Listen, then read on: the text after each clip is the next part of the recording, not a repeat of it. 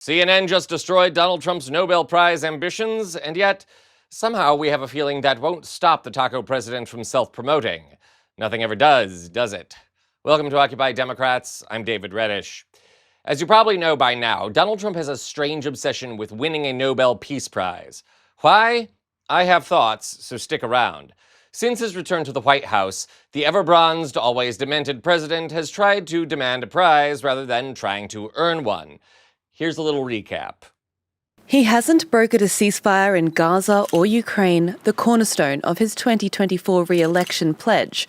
But that hasn't stopped Donald Trump from campaigning for the Nobel Peace Prize. According to him, no one is more deserving, and his critics are calling his want for one a borderline obsession. I should have gotten it 4 or 5 times. They won't give me a Nobel Peace Prize because they only give it to liberals. The Peace Prize is awarded to honour efforts in arms control and disarmament, peace negotiation, democracy and human rights. And the nomination process starts next month.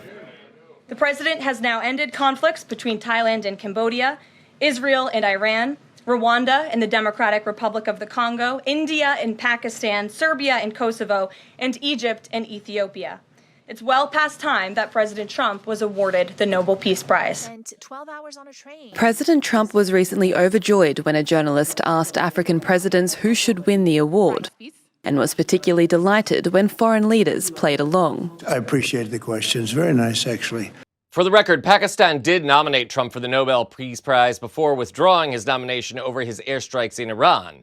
Israel also nominated him for the Nobel Peace Prize for helping to broker the Abraham Accords in 2020.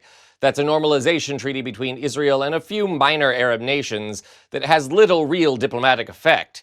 In fact, since their ratification, the accords have made Israel even more unpopular in Morocco, Bahrain, Sudan, and the United Arab Emirates, the nations involved in the treaty. It's also interesting that it took Israeli Prime Minister Benjamin Netanyahu 5 years to nominate Trump for the Abraham Accords. Could that have something to do with keeping Trump from involving himself in the war in Gaza? You tell me. In any case, today at the United Nations, Trump didn't so much make the case that he deserves the Nobel Prize, so much as he demanded one. Take a look. Wars is action. Now, after ending all of these wars and also earlier negotiating the Abraham Accords, which is a very big thing for which our country received no credit, never receives credit. Everyone says that I should get the Nobel Peace Prize for each one of these achievements.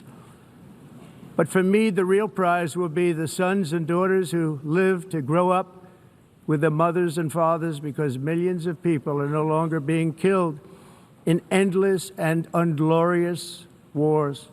Okay, so just to correct Trump there, the only people who think he deserves the Nobel Peace Prize are either watch too many right-wing delusional podcasts or have their lips hermetically sealed to his bronzed, sweaty behind.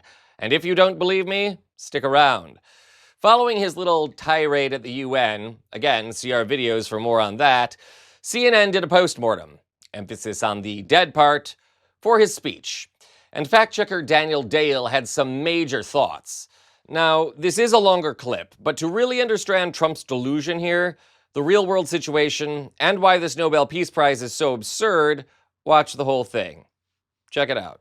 Our Daniel Dale is here to fact-check some of what we heard from President Trump.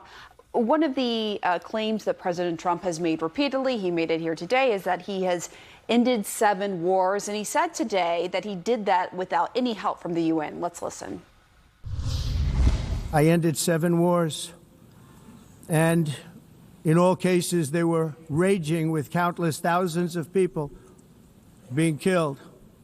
This includes Cambodia and Thailand, Kosovo and Serbia, the Congo and Rwanda, a vicious, violent war that was, Pakistan and India, Israel and Iran, Egypt and Ethiopia, and Armenia and Azerbaijan.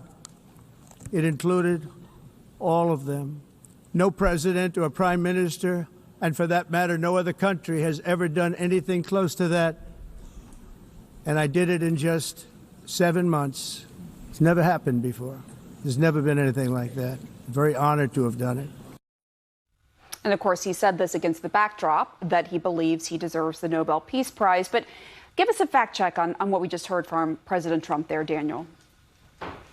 There are a lot of issues there. So first of all, some of the conflicts he's counting as wars he resolved were not actually wars at all.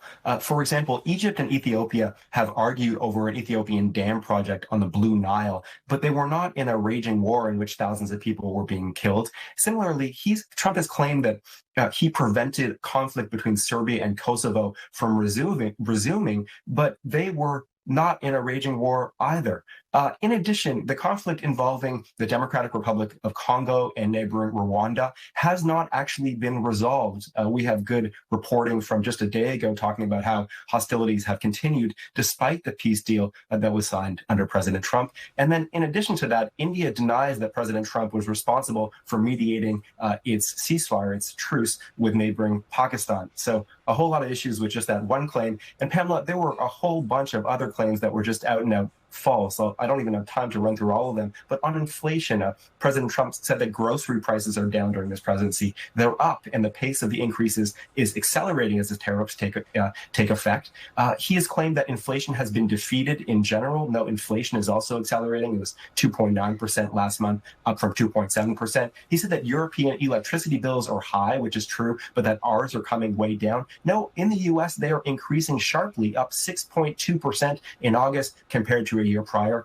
And there were a whole bunch of other topics. He claimed that he has secured $17 trillion in investment in the U.S. Well, just yesterday, his own White House press secretary said it was about $9 trillion in investment. So I don't know where the additional $8 trillion in a day has come from. And even that initial $9 trillion the press secretary claimed is highly dubious, counting a whole bunch of things that aren't actually spending, but rather are vague commitments from various countries. You and Kylie addressed the environmental claims. I just want to address one more. He claimed that China builds a lot of wind turbines and manufactures them for others, but refuses to use it itself, barely uses wind power. In fact, China is the world leader in the use of wind power. It is building additional wind power in China far faster than the pace at which the U.S. is building in the United States itself. So the idea that China is just, foisting this terrible source of energy on other countries while refusing to use it is a reversal of reality.